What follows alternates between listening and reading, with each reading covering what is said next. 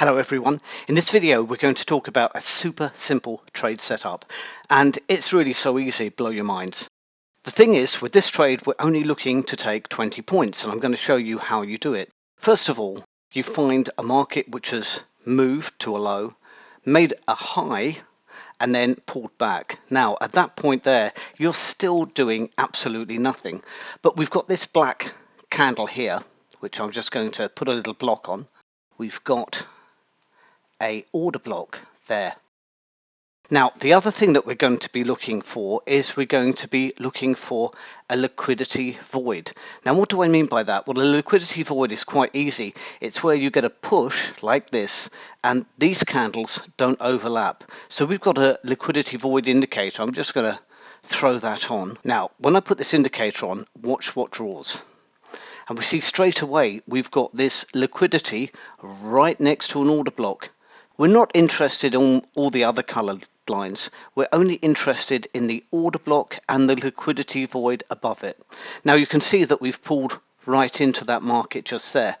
This is now where you can get very clever. So I'm just going to take off the liquidity void indicator, leave that one on, and I'm going to put on the histogram and the liquidity profit. So if you'd been looking at this trade, you would have simply looked for colours. Do we have colours? We most certainly do have colours. The next thing we would have been looking for is a print higher on the histogram. Fantastic, excellent. You've got an excellent signal there, and then it prints lower. So with that in mind, you could have gone long in any one of these candles.